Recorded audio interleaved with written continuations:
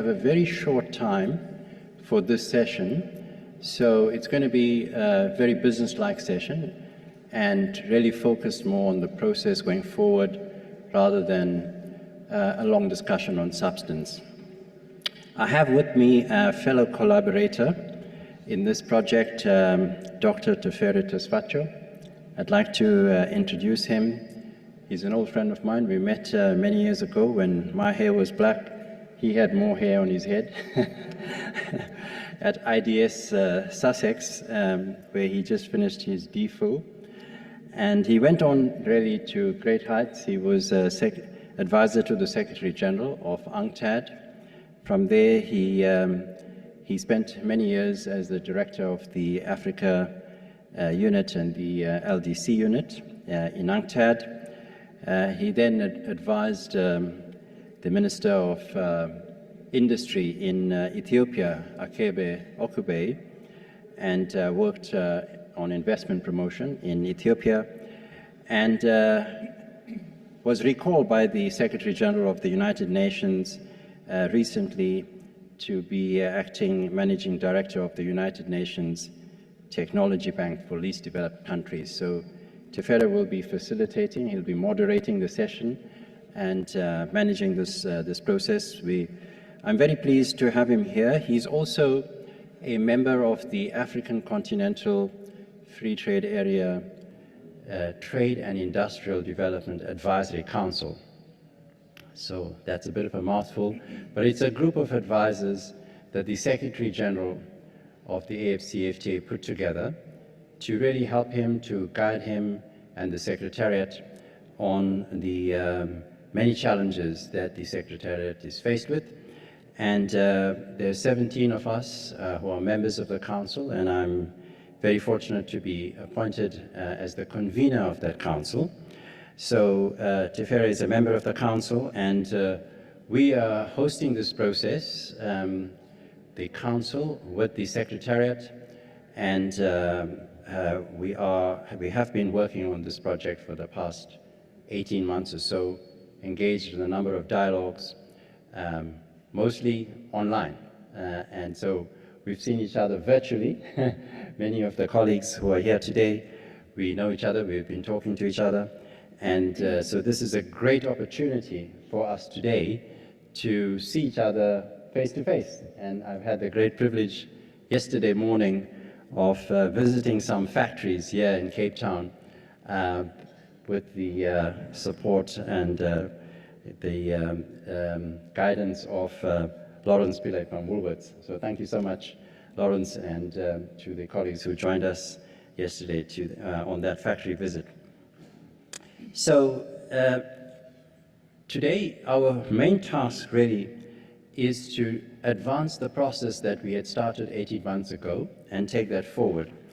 And I recall yesterday morning I was here, I think in this room, at a meeting hosted by the World Economic Forum. And in the room were members of the World Economic Forum, business community, and their brief was to find ways of supporting the AfC Secretariat. So they pledged in Davos that they were going to support the Secretariat, and the question they asked was, what should they do? And I said to them that,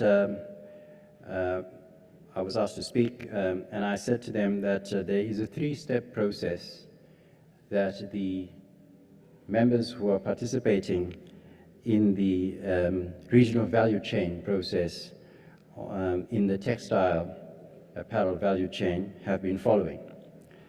And I'll tell you about that because it's important to know where we come from and where we are going. So just to recap on the process we've come from, step one of the process was we had to begin to understand the profile of the sector. How is this sector constituted across the African continent? In each of the countries that are part of the continent, how much of different segments of the value chain exists, what are the gaps in the value chain, And so we had to do that research, and we found that in many countries, some of the negotiators and the policymakers didn't really know, including in this country, in South Africa. So we had to do a lot of research. So we spent the first few months mobilizing research from amongst existing researchers, and we commissioned some new research. We've now expanded that research right across the African continent, and I'm happy to say we now do understand significantly more than we did when we started. We understand something about the profile of the industry, we know where the gaps are in the value chain, and we know what the potential is. The other thing we had to research was how Africa is inserted into the global value chains, and what are the new trends emerging in the global value chains, in this sector. So we did a lot of research in this area. We again mobilized a lot of the best researchers in the world who are working in this space, and of course we drew on the expertise of our colleagues who are in the industry. We engaged with them, we drew on their knowledge, and we now have a very rich understanding of where are those trends and how are they emerging, and what are the big opportunities for Africa in these new global trends. So that was step one that I mentioned yesterday. Step two I mentioned was the need to build a vision, a common vision for the industry and for the value chain across the African continent. It's frontier territory. It's never happened before. So we had to, in this process, we had to engage with each other, we had to talk to each other, and over the last few months, we have succeeded in building one vision. And we were lucky to have documented that, presented it before the negotiators and the ministers. And Tefere Tesfacho made a presentation to the ministers in Botswana in February, took them through the vision, and I'm pleased to say the ministers agreed with the vision and supported the implementation of the vision. So it's the first time we have a vision, and the first time we have ministerial approval for that vision. Part of that vision was about an action plan, a program of action. So that's step three. This is what we are here to do today. We're here to discuss the implementation of this plan. And in our sector, we identified three important working groups which we needed to constitute. And we hope today we'll go some way in implementing those three working groups. The first working group deals with the building of competitiveness, drawing on all the knowledge we have so far. Second, we need to discuss how we can attract the investors, the anchor investments we need, particularly in those segments where there are big gaps, like textiles. And third, we need to discuss some of the rules and the regulations that are required to build the value chain, to ensure that goods can flow freely across the borders, and we can actively build productive capacity across the African continent. So that's the task we have today, and I'm very pleased that we have been able to gain tremendous insights from the discourse we've had with each other that the research couldn't give us. So the insights we are beginning to gain is that Africa's cotton, textiles, and apparel value chain has begun to develop a new dynamic. So there have been many phases in this industry. We've had the rise, the decline, and now we see the renaissance, if you like, the renaissance of the industry, something very different. And we learned from Lilawati, who comes from Mauritius, about the history of Mauritius and where they are now. And you'll hear from her about the new vision they have for the industry in Mauritius. And similarly, we've heard from Sylvester about the industry in Tanzania and the work that they have been doing and the vision that they are building. And I was very pleased that even from Morocco, and I hope today we'll hear online our colleague from Morocco tell us about the vision they have for the industry in Morocco. And what you see across the continent is a rethinking, a re-envisioning. It gives us the opportunity to reimagine the potential for the African continent and how we could build a new value chain across the African continent to support the AfCFTA. So I don't want to say a lot more than that. I want to leave the discussion to the private sector and the representatives of the private sector here. We have people from about 9 different countries, and perhaps a few more, because Mr. Vikas Budiraya will talk to us about the work that he's doing in West Africa, in several countries there. So you will hear about the industrial infrastructure that is being built, industrial integrated platforms that are being built in that part of the continent, and in other areas. We also hear about EPZs that are being built.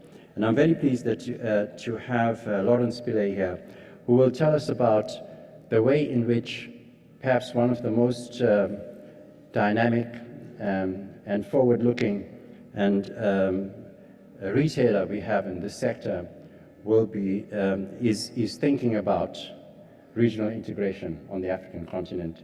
So different perspectives from which we can begin to build a vision for a global, a regional, integrated regional value chain end to end.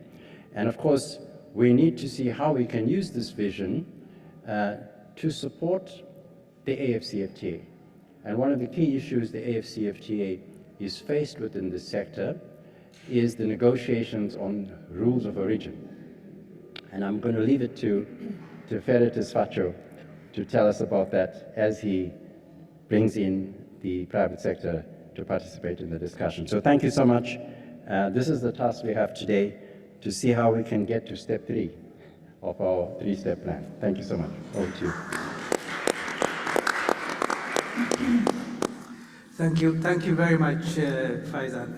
Actually, you've said many things, so really there isn't really much for me to add to that, except perhaps a couple of points. First of all, to thank Faisal and the Nelson Mandela School of Public Governance for helping the Trade and Development Advisory Council of AfCFTA to organize this very important process.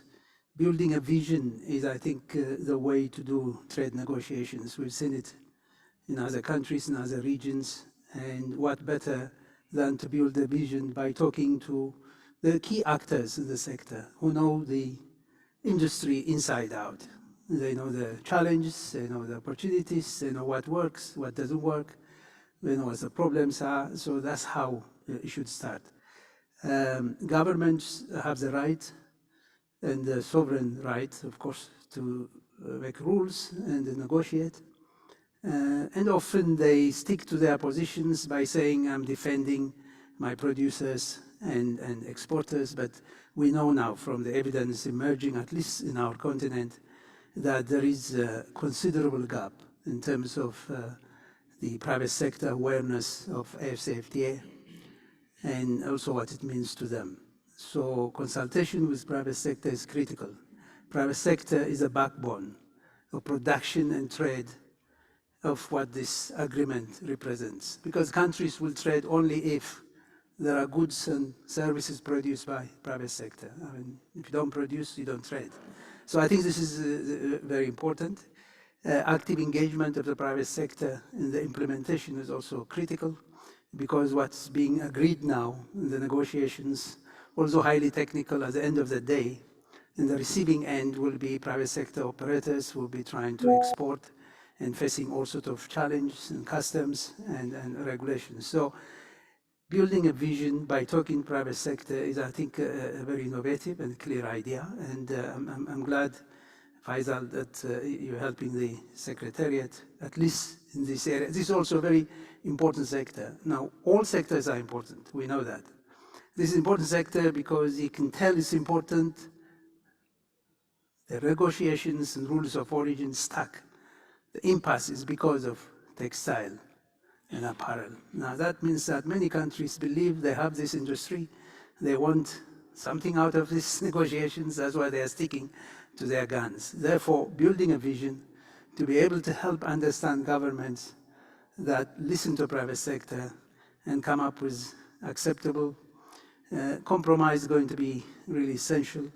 Rules of origin is what we need. So with that, let me start. We have a couple of colleagues from online that may have to leave early, so I'll come back to them. But let me start with you, Lorwate, coming from Mauritius, very obviously one of the successful stories in terms of development in the sector.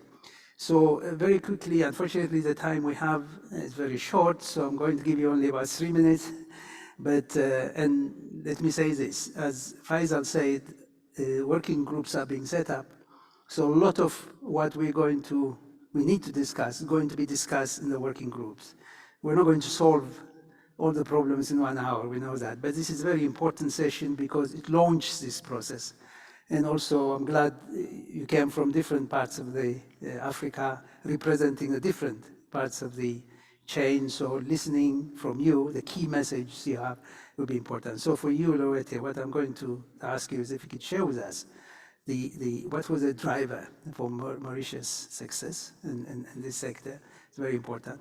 And also if you link it with the AGOA experience and what it means for rules of origin from your observation, representing the sector, and also the lessons in terms of building this fibre-to-garment sort of linkage that we're talking about in the context of the AfCFTA rules, regional value chains. Yeah. Yeah. Thank you. Eventually, it's always a pleasure to share their experience of Mauritius with all our colleagues, because we are a firm believer in the power of the textile and apparel sector of Africa.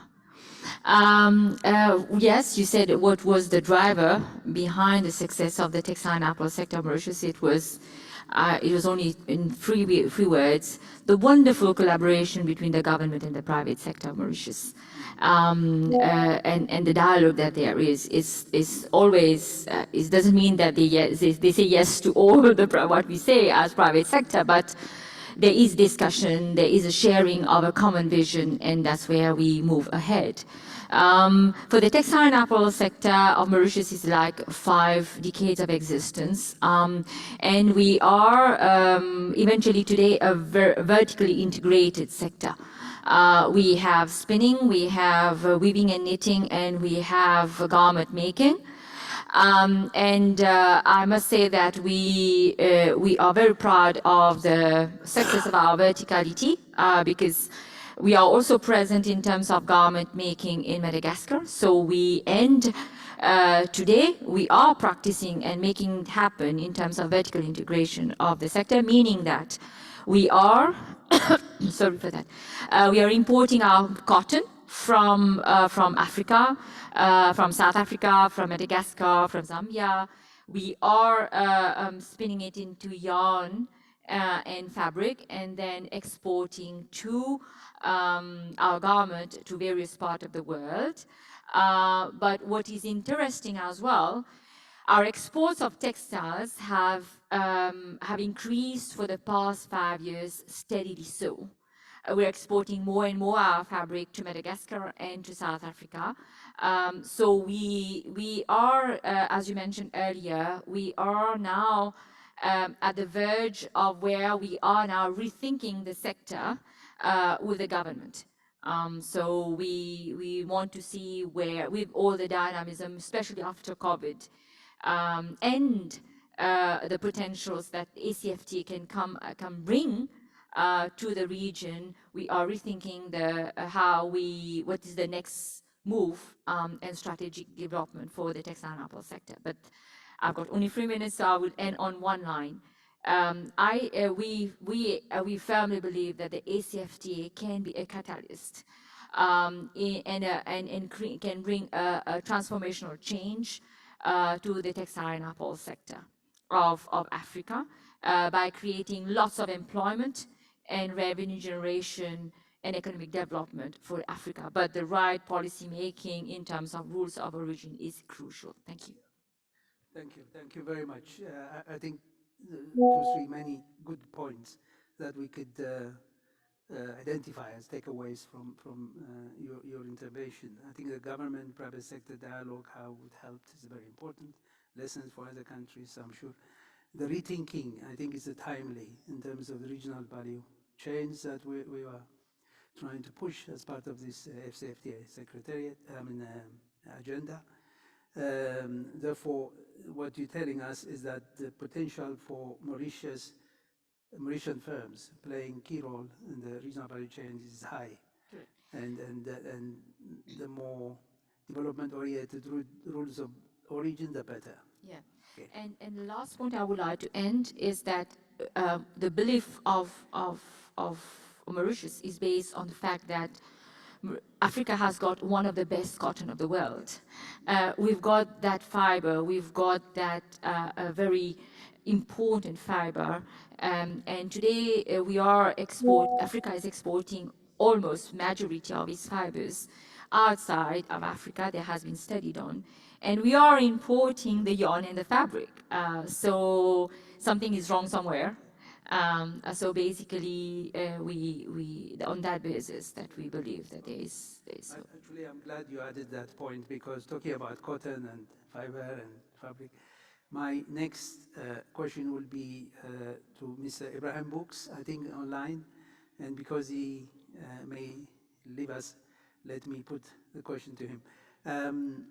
Your company specializes in the upstream, the textile part of the chain.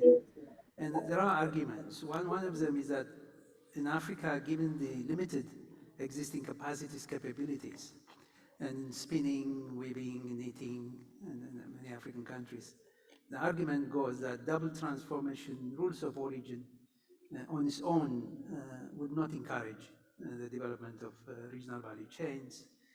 On the other hand, there is an argument which says that, well, if regional value chains is to develop, unless you backwardly link and have the capacity for the fiber and for the development of textile inputs, you won't be able to develop. Now, on rules of origin, vis-a-vis these two sets of arguments, what are your views, if you can share with us?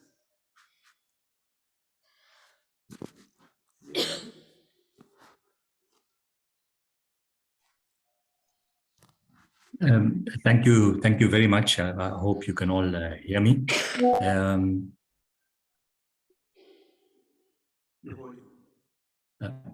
Can I continue?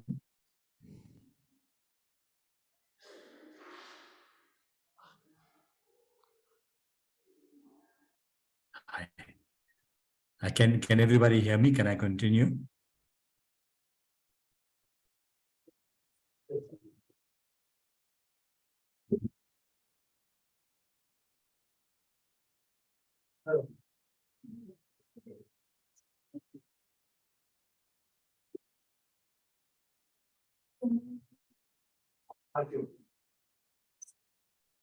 We can hear you, Imran.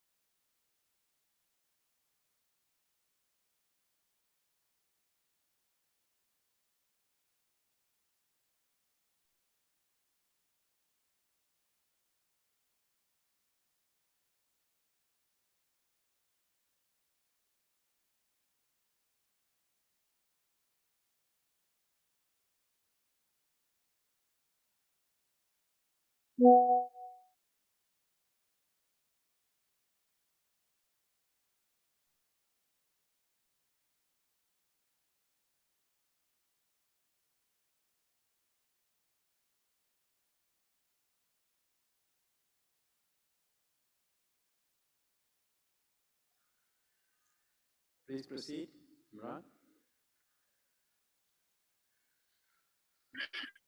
Hi, can everybody hear me? Can I continue? Yes, we can hear you. Please proceed. We can hear you. Okay.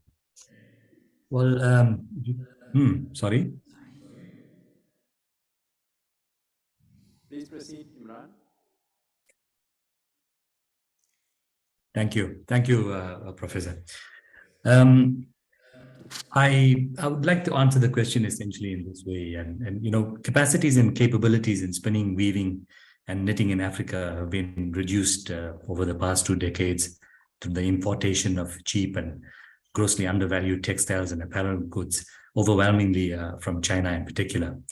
To stabilize and reverse this unfortunate trend, the double-stage transformation rule of origin is absolutely essential, together with the active encouragement and incentivizing of investment in textile and apparel manufacturing in Africa, and together with that, the training and upskilling of the textile and apparel workforce.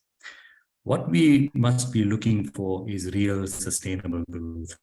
Our ultimate goal has to be about retention and expansion, and not a reduction and extinction.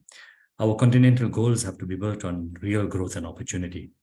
Opening up our markets to re-exporting and using countries as springboards will not assist in achieving our aspirations.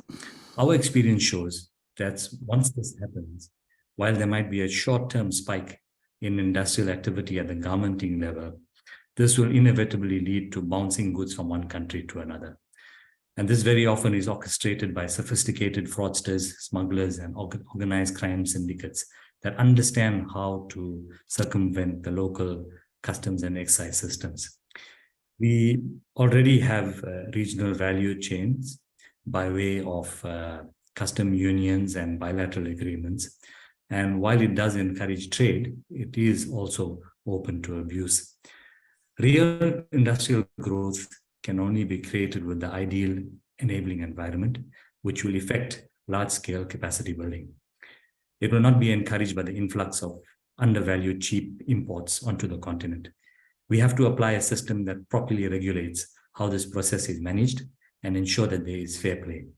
To achieve this, two-stage transformation rules of origin for textile and apparel are imperative. The only beneficiaries of a change to a single-stage rule of origin within the free trade area will not be fledgling African countries, but rather the Far Eastern exporters of yarn and fabrics. These countries need no help in further destroying the textile and clothing industries within Africa. A change to a single-stage rule of origin will result in the industrialization benefits brought about by existing textile and clothing industries being lost, together with the skills and development potential and job-creating opportunities of these industries. Thank you. Thank you very much. Finally, when Connex was really listening to what you were saying, I think the message is very clear, at least from your experience and from your view, that opting for the simpler single transformation may not be the way to build what the AfCFTA is trying to do, which is more than trade agenda, it's industrialization agenda. In that case, double transformation may not be the type of option that some countries want in terms of short-term gain, but in the long term, that is the way forward. This is the message that I got, this message we're getting from this intervention. Thank you very much. Now, another colleague who may have to leave early is from IIP, Mr. Vikas Budhiraja. If he can listen to me, is he connected? Yeah. Yes, Okay. I can listen to you. Yes. Very good. As a developer and operator of world-class industrial ecosystem in Africa, the IIP designs, finances, and builds, operates integrated and tailor-made industrial zones. These are very important for attracting investment. So I think my question is very simple, that how many of these zones have you built so far? But more importantly, is it a PPP format in terms of building this very important industrial infrastructure. And also, if you link it to how you think such zones will contribute to what we're talking about, building regional value chains and the intra-Africa trade agenda, especially in the context of investment in textile and apparel products. Did you get me? Thank you very much. This is Vikas Budiraja from Arise IIP, which is, as you rightly mentioned and introduced, we are a ecosystem developer across Africa and predominantly operating in West Africa at the moment, as most of our investments are coming into West Africa at the moment to start with, though we have a plan to be fully Pan-African platform. So to start with, I'll give you a little brief about the company, how it is operating in different parts of Africa. So specifically in West Africa, we have right now industrial zone operating in Benin and Togo, where we are developing complete ecosystem, right from raw material, storage within the warehouses in the zone, along with the establishment of spinning value chain, knitting and weaving value chain, as well as garmenting and dyeing and printing setups being coming by Arise themselves. We understand the challenges which this industry faces in Africa, specifically on skilling part, specifically on investment mobilization part, as well as various other sectors where we are, right now concentrating. So we are developing this ecosystem basis all the factors of production, manpower, electricity, logistics, as well as the investment front. So we are bringing in investments from India, China, Bangladesh, Turkey, all the industrial, textile centers of the world. And we are encouraging them with all the value adds which the zone can provide to them to success in their respective zones and in their respective activity. So to start with, we have started developing our own pilot projects in the zones so that it gives confidence to the upcoming or budding entrepreneurs to set up those plants in the sector. So we have come up with 3 vertical integrated units with co-investment and joint venture, partnership. And then we have put up our own garment training centers within the zones to provide a skilled manpower to all the investors who are coming to these zones. So in nutshell, I would say we are developing these vertical integrated and ecosystem-based zone in Africa, not only to bring investors, but also to showcase to the world that because we have raw material in Africa, we have the youngest population in Africa. So we have every chance to succeed in this value chain integration, which can actually supply their finished product to all the Western countries of the world. So with that particular mindset, Arise IIP had initiated close to $1 billion of investment in Togo and Benin. And going forward, we are coming up with such industrial zones in Ivory Coast, in Ghana, in Rwanda, in DRC, as well as various other countries. So here I would stop, and I would looking forward to your comments, if any, and I can explain it further. Thank you very much. This is very helpful because I think for the new vision of developing sustainable, competitive the textile and apparel sector in Africa, establishing such integrated industrial zones are going to be critical, because this is, I think, the way to attract investment from outside Africa. And as to how, in terms of quality, how it works, we'll talk again, because Isaac, you operate in a zone. Yes. But for the moment, thank you very much. Now I'll move to another colleague online, Mr. Hama Wakajara in Nigeria. I hope he's listening. My question to him related in a way to what we just discuss, which is the Integrated Textile and Garment Park. Nigeria has established Funtua, Integrated Textile Garment Park. This is actually one of the 6 priority projects in the Nigeria Industrial Revolution Plan. And the reason why I wanted to ask him is that the timing makes it, the timing of this very huge complex to attract investment into textile and apparel area in an integrated way makes it really critical for building what we're talking about, strengthening the fiber-to-garment regional value chains. So what I wanted to ask him was, when this park was being set up, was the vision and objective triggered by the regional value chains? Was AfCFTA trying to do?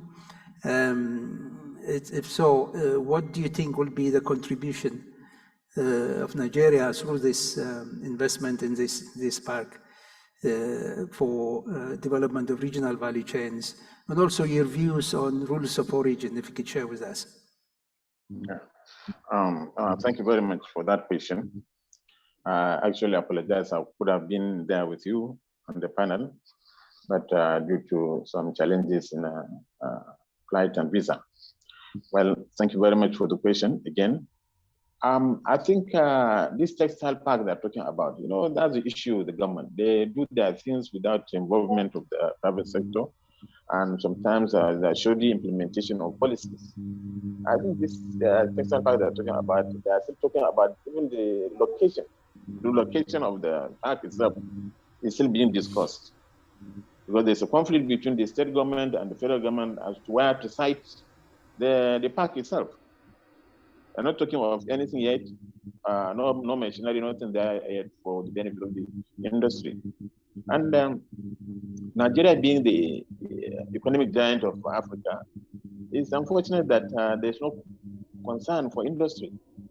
Because you find out that up to today, we're having a depleting power supply, which we cannot have 24 hours. Highest we can have is 8 hours, and we have to make do with other inputs, alternative inputs like diesel, black oil, which are on the high side, making most of our companies to close. In fact, in the 1980s to 90s, about 100 textile mills closed down.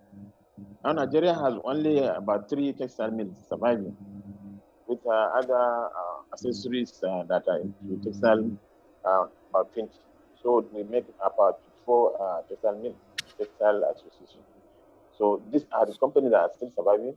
And the challenge is that this thing is still wishy-washy. Every time there's policy, very good policy, implementation becomes a problem.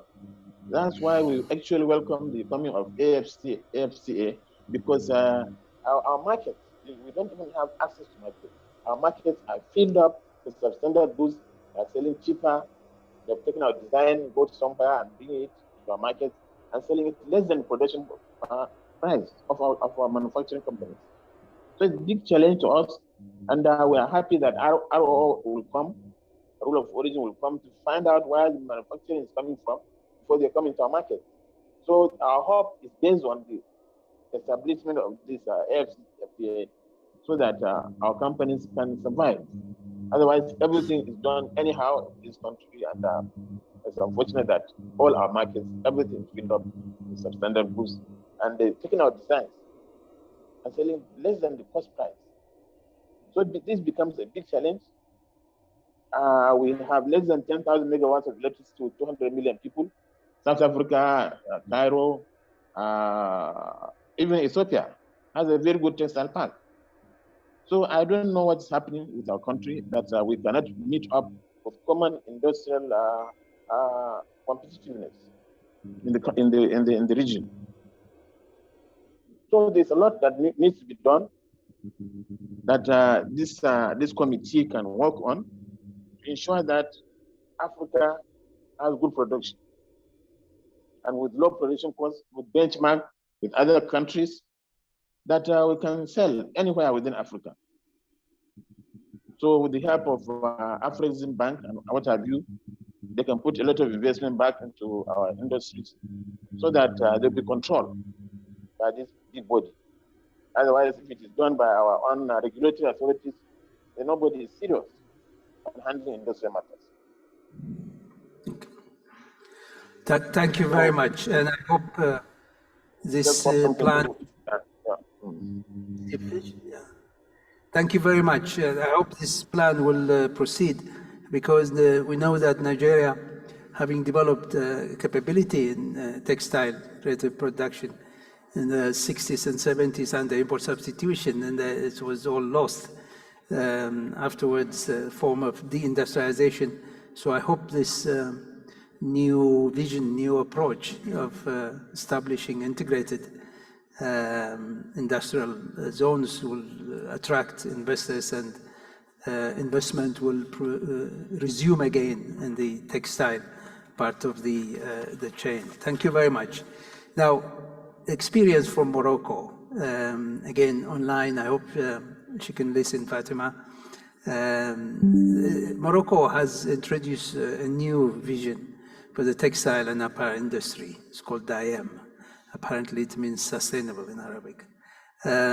So my question again is whether this new vision was in any way influenced by global trends only, or also the new African agenda, which is part of the AfCFTA, to build regional value chains.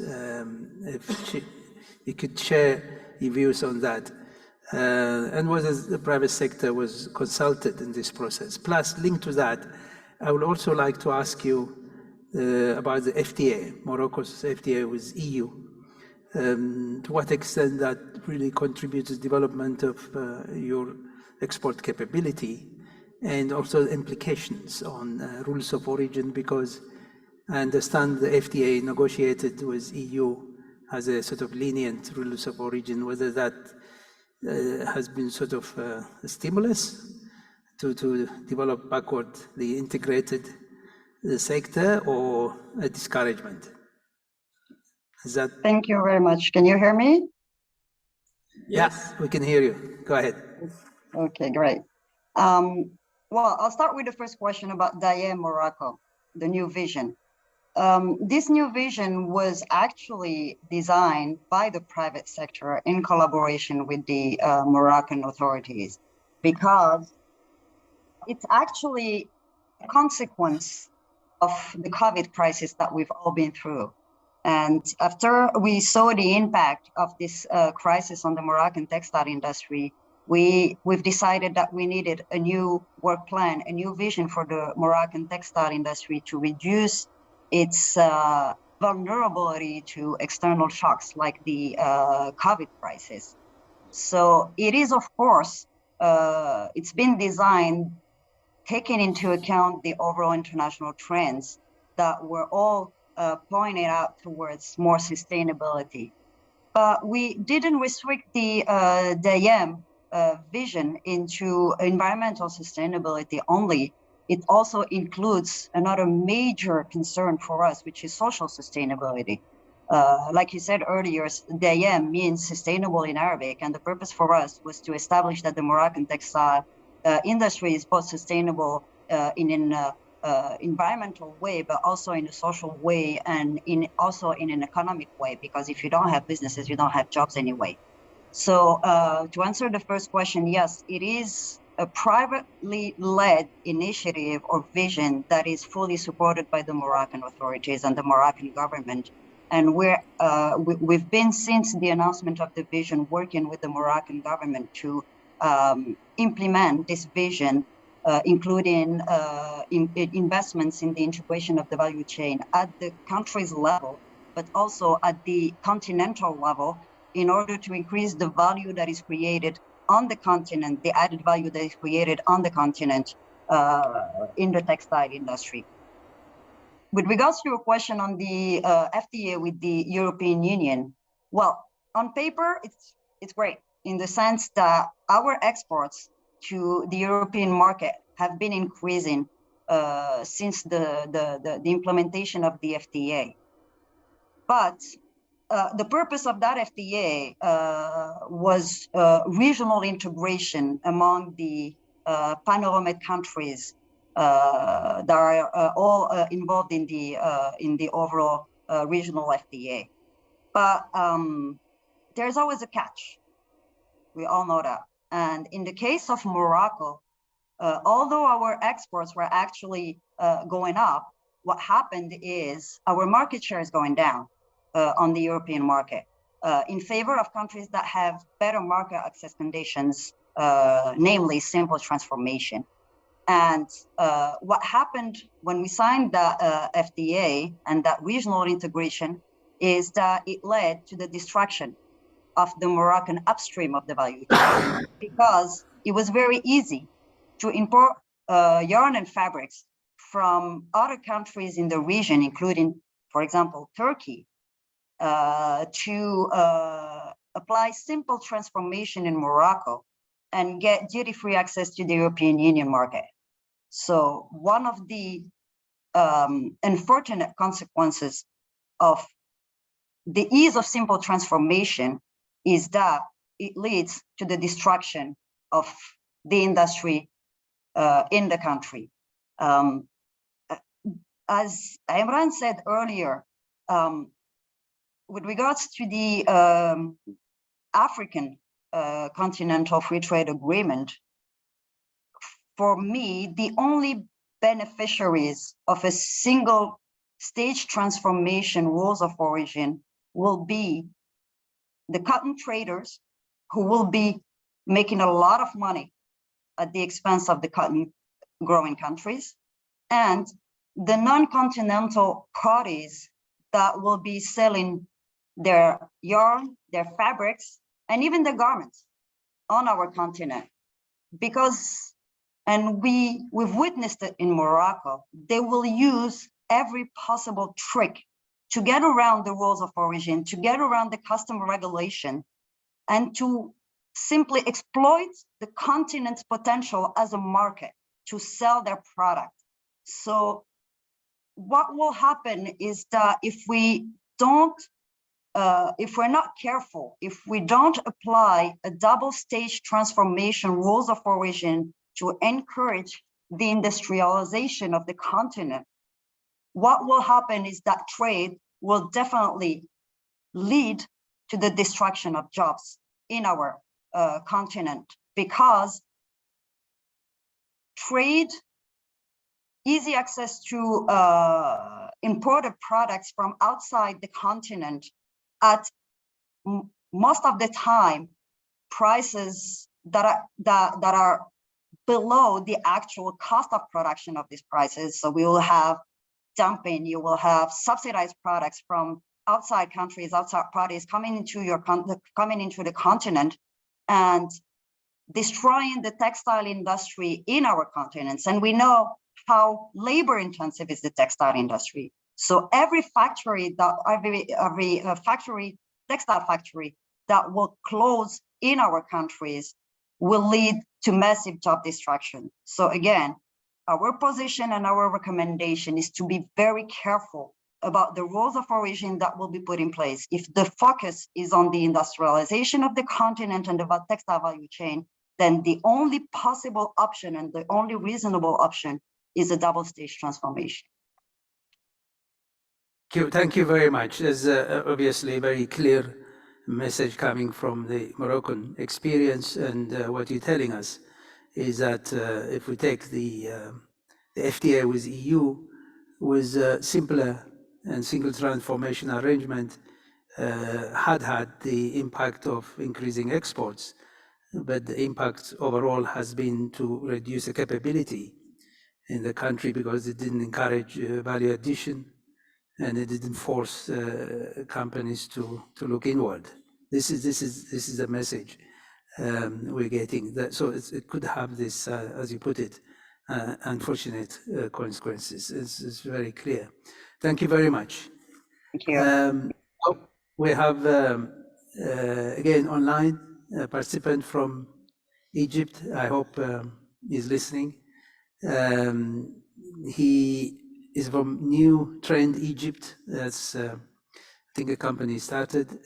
But what I would like to ask Mr. Al Samawi is the lessons from his involvement with this GTEx project. The GTEx program is a global program for textile and garments development. I think it was implemented by ITC jointly with the Ministry of Industry, and you were involved in that project and in your own company, especially in the context of efficient use of resources. Sustainability is going to be, I think, the future. And if African textile and apparel sector is going to be competitive, sustainability has to factor prominently. And so if you could share with us your experience in terms of the potential for recycling and building sustainable and competitive fiber-to-garment regional value chains from Egypt perspective, at least from your own experience. And also, if you link that with the fact that there is, I think, increasing interest in by buyers, retailers, sourcing from Egyptian companies. Now, what's the view of Egyptian firms in terms of rules of origin? Because these are the two issues we're focusing now, rules of origin and regional value chains. Okay. Thanks a lot. I'm sorry, I apologize that I didn't make it to be in person there because of the visa issue. But anyhow, I'm glad to be here. Thanks for everyone. About your first question for GTEx, Minatex, yes, I worked with them for two years with more than 20 factories in Egypt. And going back to the recycled garment, you can see that the demand now for the recycled garment is booming up all over the world. And also many retailers have contributed a significant percentage of their sales for only recycled garments. And when I talk about recycling, it's not only about synthetics, it can be also natural fiber. Now it's a new trend for having recycled cotton. Let me have my answer in a few points in order not to be too lengthy. First of all, in order to build the African textile and apparel domestic and regional value chain to the next generation of fiber, we need to increase the investment in research and development. R&D is very important. And R&D development is not only about the corporate or the private sector. No, it's an engagement between the government, the educational institutes, and the private sector itself. One good example, and we have here in Egypt, we build up a reactive business labs. Business labs is the idea of a business lab is a network of all the stakeholders. They are gathering them together, innovating and getting some new ideas to implement. It's important to have such business labs across the continent. I'm not talking about Egypt or any other, I'm talking about the continent as a whole, and then cooperation between each business lab. Definitely this will make technology transfer and other things. Second, we need to develop the domestic production capabilities. And this should be done by strategic capacity planning all over the continent. And in this case, we are seeking a high-tech machinery, improving our supply chain infrastructure and our skilled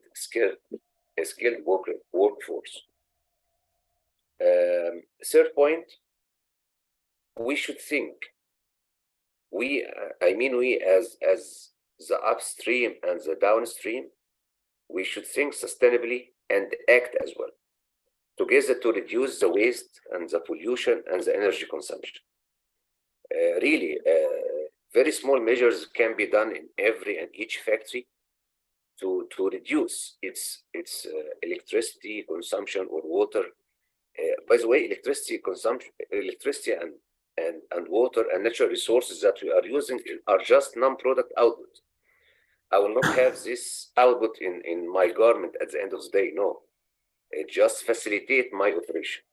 So it is important to go friendly, environmentally friendly, and to save and reduce our waste. Fourth, one of the good approaches that we increase the international partnerships, engagement, cooperation with international partners is very essential for this, because as we said, they are far away, a bit far away in the recycling process, and we need to have transfer of technology and transfer of expertise and experience. Lastly, we should focus on the innovation and the entrepreneurship. Those are the drivers that could lead us to cope, and maybe later we can master for the next generation of the fiber production. I think this is was my answer for the first question. Are you copying with me? Yeah. Okay. Yes. Thank you very much. Thank you very much. You have highlighted a number of areas for us to think about, and as a takeaway from this, from your intervention. But let me highlight two very important. You talked about increasing R&D capability, which is absolutely critical. Innovation is the future. And in fact, one of the working groups that Faisal was talking about will be addressing this issue. So I hope you will join. These working groups will be private sector led, since the purpose is to solicit sort of vision from the private sector. So I hope you'll join and contribute to that discussion. And also, I think very important about domestic productive capacity or production capability, improving, something that governments have to follow up as part of the building this sector. Thank you very much. Now, let me turn to here now, Sylvester Kazi, to you from Tanzania, and you have a very interesting experience, both in terms of the association, textile and apparel producers, plus also the company A to Z experience in the textile sector. So my question to you will focus around foreign investment. I have two parts to your question. The first part is on foreign investment. The Tanzania experience, there is mixed experience, positive, negative, positive in terms of investment in the sector, and also FDI in some area was just simply didn't contribute to expansion of the sector. So if you could reflect on that in terms of implications for regional value chains. The second part of my question is about A to Z. You supply to firms in Kenya, firms in this region as well, including foreign firms that are selling abroad through PVH and others, which means the role of A to Z in regional value chains is going to be critical. So if you could share with us future plans in the context of the AfCFTA in terms of contribution to regional value chains, and also your view on rules of origin and the type of rules of origin that you think will be beneficial for deepening the capability of this sector in Africa. Thank you, Tess. Good evening, ladies and gentlemen. Just going straight to the questions, and let me start with the FDI, just as you started. In Tanzania, the textile industry has been there, has existed for a good number of years. Actually, it's over 50 years, and A to Z has been one of the factories which have existed since late 1960s, but it has been modernizing and taking different shapes. Up to 1990s, actually Tanzania had about 35 textile factories running, 35. And most of them were governed by the government. Just a few were private, including A to Z. But slowly, due to some reasons, those factories died one after another. And unfortunately, as we are talking today, we have about 9 factories of textile, not even vertically integrated, but which I would say they're running about 5 of them. So it's a sad history compared with what I know for as regards to Ethiopia, whereby 30 years back, Ethiopia had less than 20 factories of textile, but today they have about 200. So it's a different story. You can see that those factories, what I'm saying about 35 factories, there was no foreign direct investment. These were local, and most of them were government. But as of today, when you talk of FDI, I have some few experiences also in Tanzania, whereby we haven't seen really an effective FDI in the sector. I have two examples. One was investment in the spinning subsector for value addition. Tanzania grows very good cotton, like other countries in Africa. And this factory came and it was a standalone EPZ structure. It operated, manufacturing. It was using local cotton to manufacture yarns, but unfortunately, they were exporting 100% of this yarn to their home country. And even the type of the yarns which they were manufacturing, this was open-end, which was not suitable even for the some of the factories in the country. So it went on, but as we are talking today, it's not even functioning. I don't know why. Another company is CMT. It invested. It is operating under EPZ.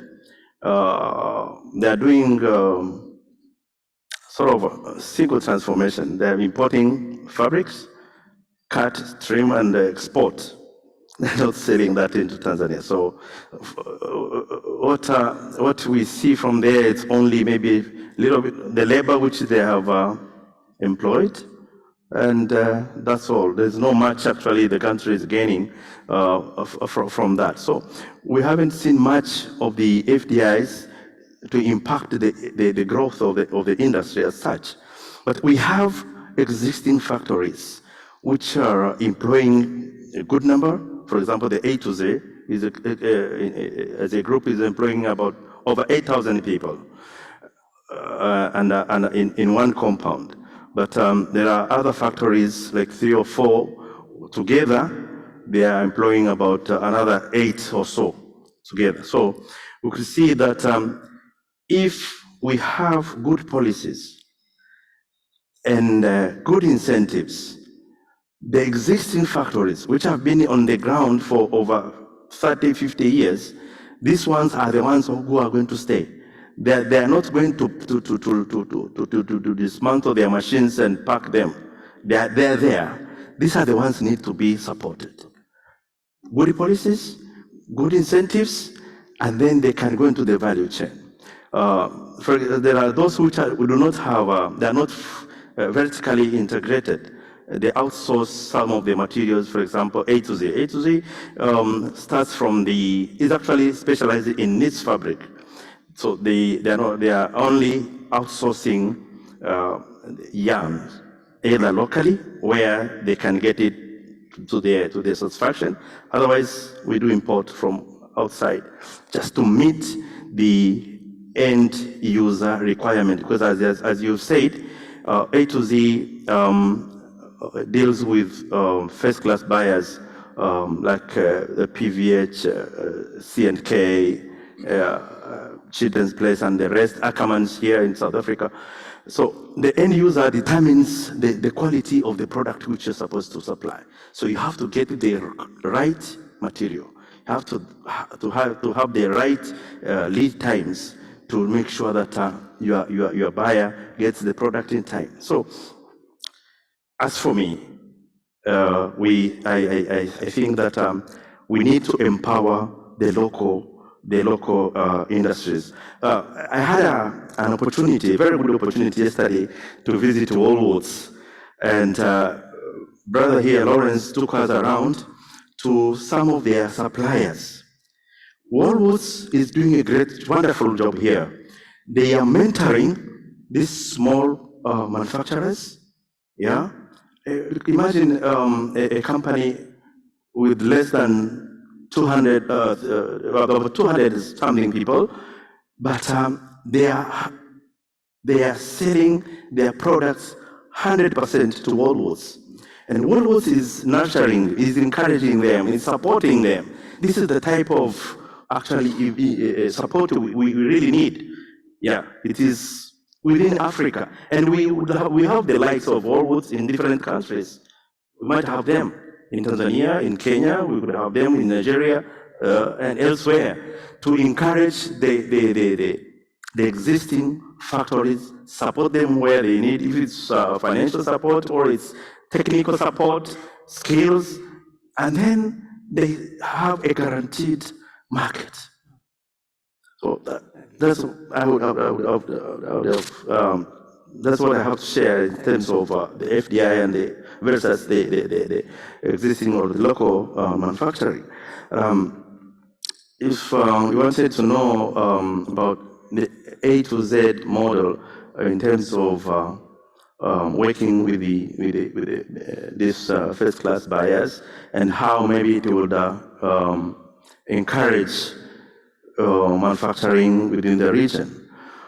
The good thing is that these buyers, as I've mentioned, they have actually given us an exposure. They have moved us from thinking as local and now thinking international, and there are opportunities, plenty of them. The limit, actually, the sky is the limit in terms of textiles, if you want to say like that. Only you need to make sure that we are maintaining the quality, the delivery, the prices, and all that. But because these buyers, they have a guaranteed market, like Woolworths having guaranteed market to the manufacturers here in South Africa. So, and actually they don't, they are not limited to a handful of suppliers. They want a diversified, number of the likes of A to Z. Even if they're 10, 20, they are ready to buy, because for them, if they buy at together, that's from a single area, not necessarily a single company, but you have different manufacturers around, they minimize their cost. Let me stop you there, because we come back again to this time. Thank you very much. I think your point about empowering local industries, good policies, and good incentives is critical. And also, it's interesting you mentioned how so many of these textile plants, companies in Tanzania, how they are no longer there. There's the same story going in many African countries. These are usually, they were set up under import substitution, industrialization, that's why publicly owned. So really moving forward, the vision has to change. This is, I think, the message. If I could turn to you, Isaac, now you have Shona, APZ director, okay. You operate a special zone established specifically to attract investment into export-oriented activities. And I guess the target was the preferential market access like AGOA. So the question is, how important is regional trade and regional value chains for a company like yours, for example, aimed at mainly exporting to preferential market access elsewhere? This is one question. Linked to that, I really would like your views now with EPZs, since you operate there. Is there a danger that EPZs that provide very attractive incentive to bring in foreign investments, is there a danger that they could be used for transshipment, which bypasses the whole idea of adding value locally? And if so, what kind of rules of origin do you think will prevent such transshipment? Thank you so much for having me here. And thank you for your questions. Well, what I can say is that when my wife and I started our factory 5 years ago, the biggest challenge we faced at that time was really access to the raw materials that we required. Anything that we needed to buy, we were really having to import everything. We didn't know where to source for it, any of that, and basically how to a solution on that. At that time, we only had about 47 employees. Now, 150 workers later, we still have the same challenge.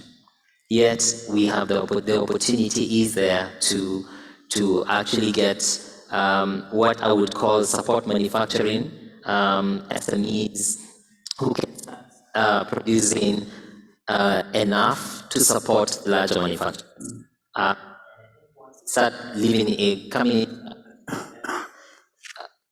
Once we start getting to that particular level, we can get to a point where the support. Sorry about that. Is this okay now?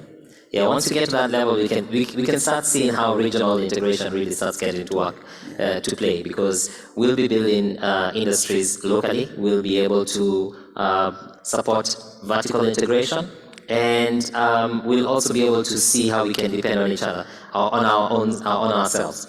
The African community right now is demanding better quality than they used to before.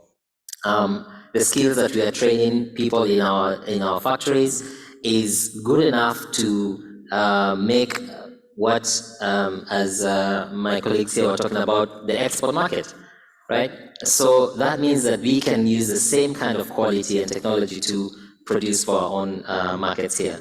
And that means that they can stop looking for products that they want from out of Africa and start building on looking internationally, regionally. And so that's how we can be able to build that. So building up better quality garments, and then also the other thing is also how we can support each other. We have gone ahead and also set up a factory in Rwanda. With partnered with some locals from Rwanda, and so we are now helping them build up the standards and manufacture there.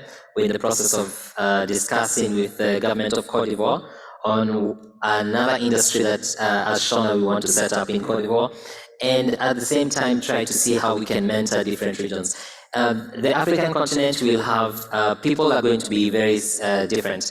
In Cote d'Ivoire, you'll probably find a lot of interesting mills to make fabric that would probably be brought to the Eastern African region for manufacturing. So you'd find that kind of setup here. And maybe towards down south, you'll have a lot of stuff, maybe the toys and jewelry being done there.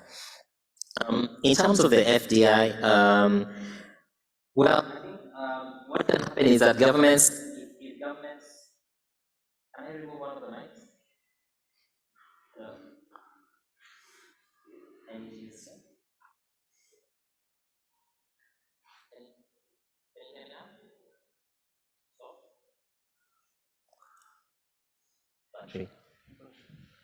Oh, there we go. Yes. So in terms of the foreign direct investments, what I think is that governments can be able to come together to make sure that some of the things that they are doing in terms of encouraging ease of doing business is standardized for the whole region, for the continent. Things like policies to be created that would make sure that things like wages and labor laws are not adjusted because of political interest, but mostly because of the business interest. Those are things that I think would be able to help it move from a wave and into a growth trajectory. And then obviously, when we are looking at transshipment, I think for me, what I would say is that transshipment, I would consider it something like a temptation. A temptation, yes, a temptation to import because of probably the laws and taxations that are making it difficult for doing business in Africa. So if we look at how we can make sure that we are able to make business done properly and easier in Africa, then the temptation of having to go for an easier solution of importing and doing it through transshipment would actually disappear. I think that should be the way. Okay. Yes. Point taken.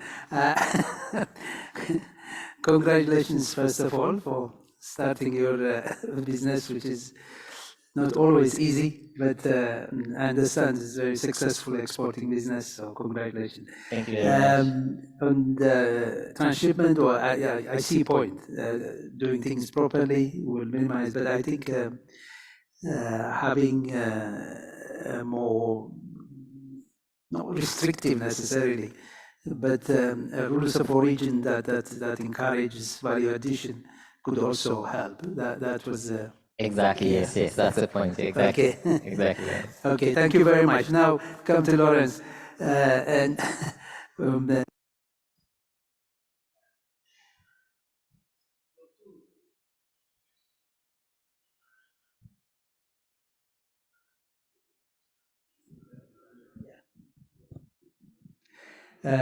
now, what I would like to ask you, Lawrence, is that, I mean, as representing a retailer, which is very important in the chain, and there are two global trends now impacting and sourcing of at least apparel products.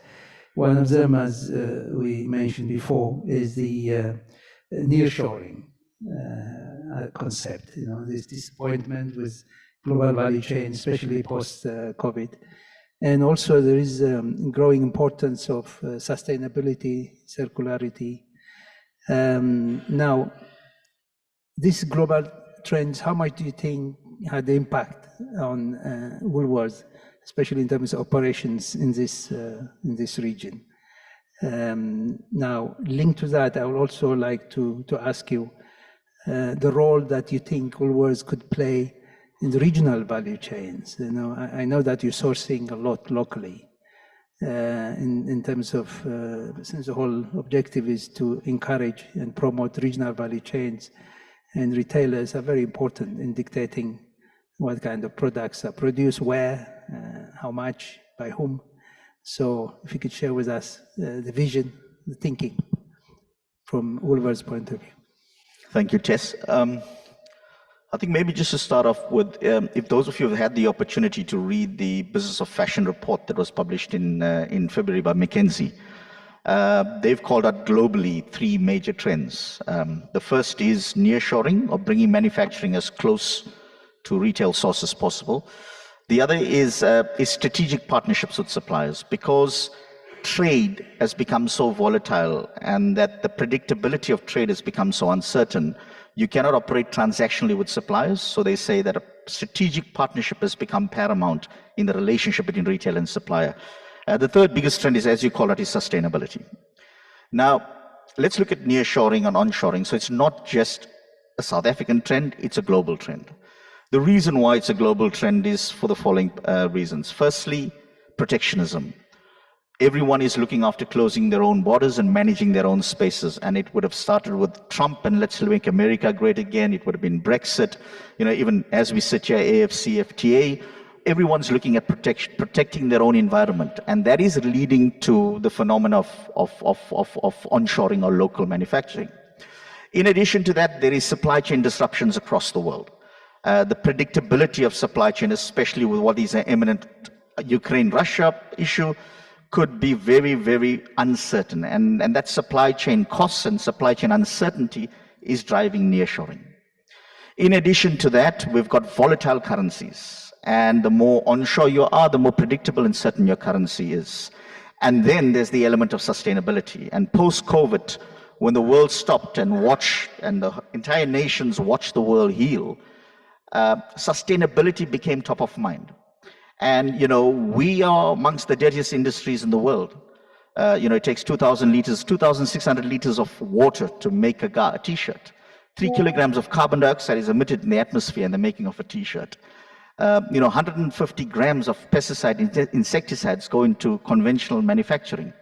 So all of those factors, and we contribute to almost 20% of industrial waste across the world. All of those factors is driving countries to think differently and to manage their carbon footprints and to move product less. And that is driving this onshoring. From a Woolworths perspective, we have always thought local. Almost just over 50% of what we buy comes out of Africa, 30% specifically out of South Africa. And we have an aggressive plan to grow that 30% local. We're signatories of the master plan, we're committed to it. And we have plans in place around import replacement. So what is it that we can't make currently in the country? How do we create the capability of making it? And then how do we start the transfer? You know, yesterday I had the opportunity of taking a few of our colleagues into a factory. A product that we were historically sourcing out of Korea for many years. It's Japanese technology called heat generation, and it controls your body temperature. So if ever of you are during the winter this season, you can go into Woolies, buy a heat gen garment, and what it's able to is regulate your temperature. So we were taking Japanese technology into Korea and then bringing it into South Africa as a finished product. We firstly created the capability of a local manufacturer to make the product. We then created the capability of a local knitter to buy the yarn and make the product. So that is an example of taking something that's offshore and bringing it onshore, but to do that, I've got to create the capability. A lot of that capability creation works in collaboration. Now, I said over 50% of what we buy comes from Africa, 30% comes from South Africa, but 20% comes from the rest of Africa. So Mauritius, Madagascar, Botswana, Lesotho, Swaziland, all are key partners to us. Now, Mauritius is a key partner in that within Mauritius are great centers of excellence. And what we do is almost 3 of our big suppliers have some partnership or collaboration with Mauritius. So they're either bringing fabric in, or they're taking intelligence out of the factories there that's being transferred here. And that transfer of intelligence is what's enabling both countries to benefit. So why is 20% of what we buy out of those specific SADC countries? It's because we have a free trade agreement. Now, that free trade agreement enables it. Last week, I had the opportunity to be in Nairobi, where I saw outstanding centers of excellence in manufacturing or exporting into the US. If I had to bring those products into South Africa, I'm subjected to the 45% duty. Whereas product now is coming out of China that is highly productive. Although I'm paying the 45%, I can bring it into South Africa. However, if I had the ability to bring it out of Kenya trade-free, then what is currently in China could very easily shift to Kenya. So those are the opportunities that I believe the African Free Trade Agreement can offer us. And we can sit and debate, whether we go one stage or whether we go two stage. We've had a SADC agreement for many, many years. If I look at most of the African countries buying Mauritius, we still don't have a textile industry. Whichever way we go, we as a retailer will be in a better position. We'll be able to procure out of Africa.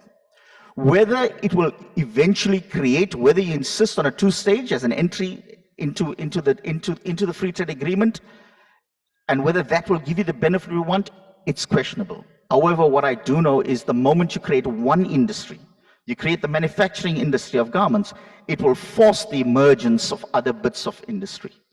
So that is our perspective on that matter.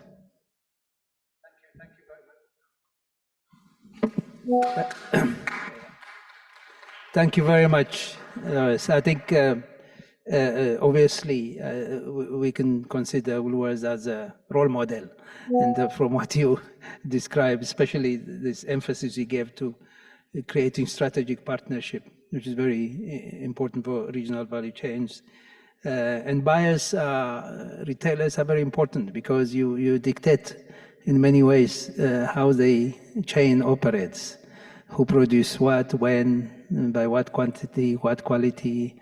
So I think the fact that you're also working on building capability, local capability, to increase local sourcing, I think is very encouraging. This is what we need for the new vision in the context of regional value chains. So thank you very much for sharing that.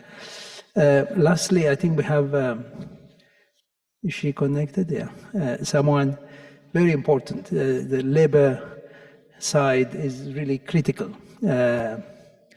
It's difficult to discuss these issues without considering on the issue of labor. So we have someone from Industrial Union, and my question to her is the following. Usually it's argued that the major constraint in the development of this sector to make it competitive and sustainable is shortage of skilled labor. We hear this, and it's despite the fact that many African countries are promoting themselves as destinations of abundant and low-wage economies, but the sector, to develop it in an integrated manner, requires a lot of skills. Yeah. So what I would like to ask our colleague is whether she shares this perception, whether she thinks that this reflects reality, what I just said about shortage of skills.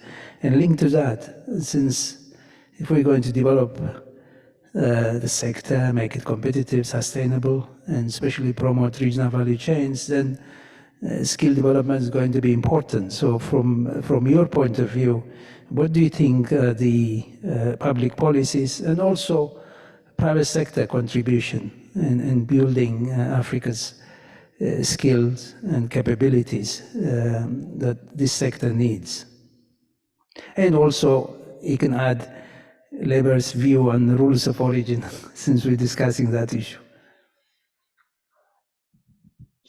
Hello, thank you very much, Speaker. My name is Paul Francis Ndestame, and I'm the Regional Secretary of Industrial Global Union. We are a global union with a regional office based in Johannesburg that services the Sub-Saharan Africa part of the continent.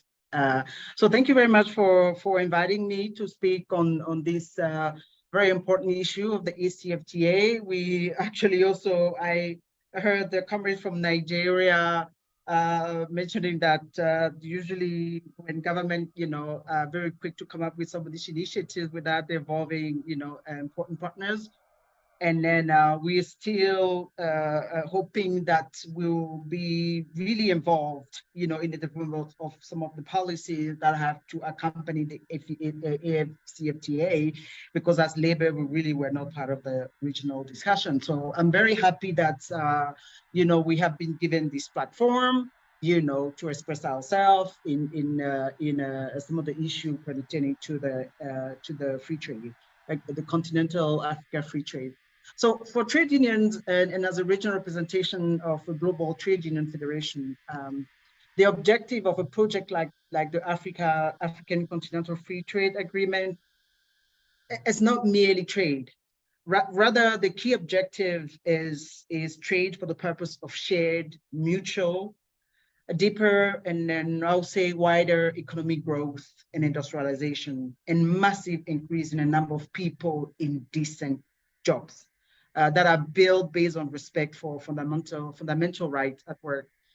So the issue around the training of skilled workforce and the related costs necessitates a social dialogue, pretty much, with which with the main key partners, government, business, and labor.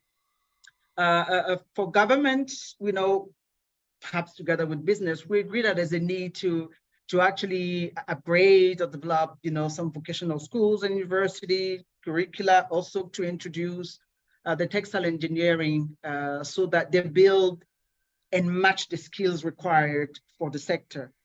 However, these skills are not only, that should be developed or upgraded.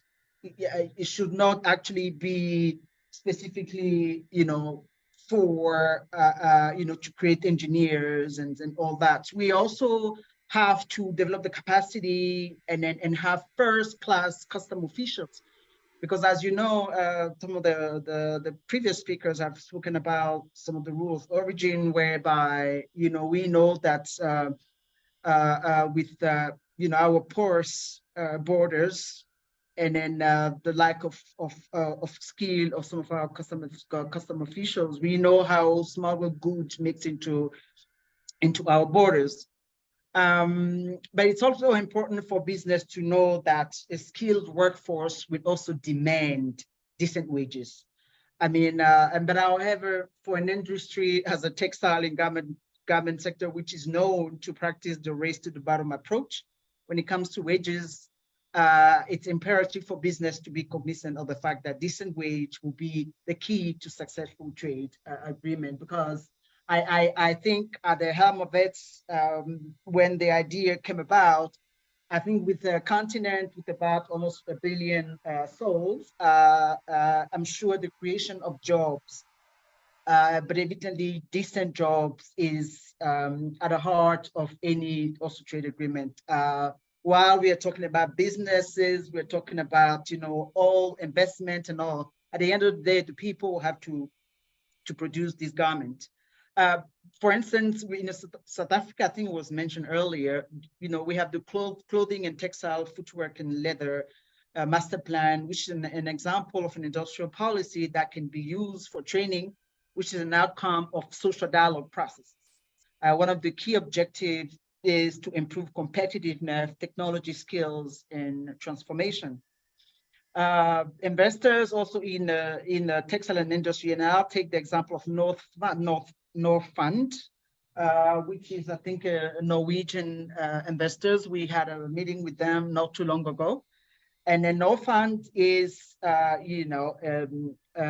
interested in investing in the garment and textile industry in Kenya, and where there will be, for instance, local as well as learning exchanges with other textile producing countries, for instance, including Sri Lanka. And factory owners can send workers for learning exchanges in other countries where they are, where countries that are, garment producers. As an international body, as industrial, we do have something called the framework agreements, which are agreements that are negotiated between ourselves and then the brand. We have various agreements. For instance, we have the Bangladesh Accord, we have the Act that we signed with various brands, international brands. And then a part of those. If you could. Excuse me? Yes, if you could just wrap up.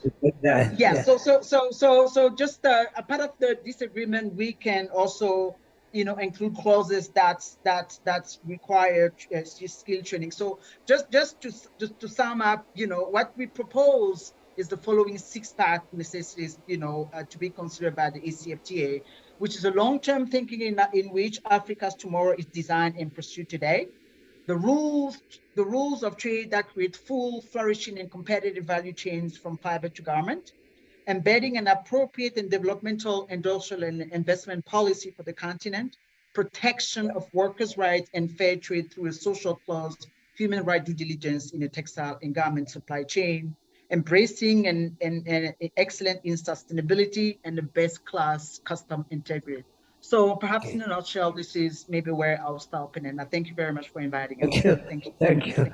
Thank you very much. I think point well taken.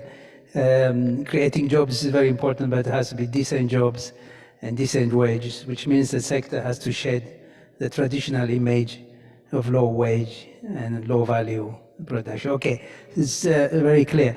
Unfortunately, we don't have time. In fact, we've abused a little bit more time from next session. I really would have liked to have involved with the participants, but we didn't have time. Faisal? Thank you so much. I know we don't have much time, so we're going to have to wrap up. Let me start by thanking all the organizers. I want to start with Voiswa Mkabela, who's been our lead researcher, and I think all of you online and all of you in the panel know her. Thank you so much. Thanks to all the researchers who've helped us, Professor Lindsay Whitfield, ODI, Dirk and Prachi and others, TBI, Chema, Rishon and others who've helped us, and many other institutions, the ITC, that's the International Trade Center, and many of the UN institutions have collaborated with us. So there were 2 outcomes we wanted for today. One was to consolidate the vision for a regional value chain. And remember, I told you that we do have a vision. Do you believe we have a vision? Yes.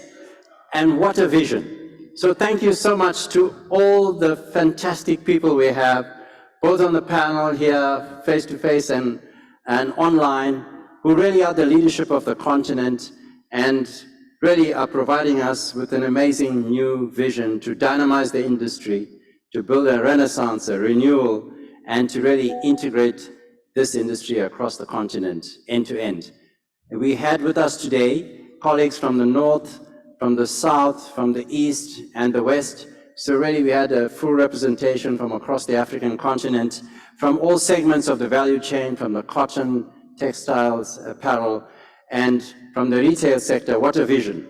A buyer-driven value chain right across the African continent. The trade unions remind us that it must be based on decent work, and we can only do that if we increase value right across the continent, industrialize and produce high-quality goods. So thank you so much to all of you who have participated. The final step is to implement, and we did agree that we want to establish 3 working groups, one on competition, one on investment, and one on the rules. And I really urge all of you to send your names, those of you interested, to Vuiswa Kabela, to any one of you on the panel. Vuiswa's email is there. Please encourage private sector colleagues to participate and to join the working groups. So thank you all for participating. You've all been fantastic. And a big hand to the panelists. Thank you. Have a lovely day.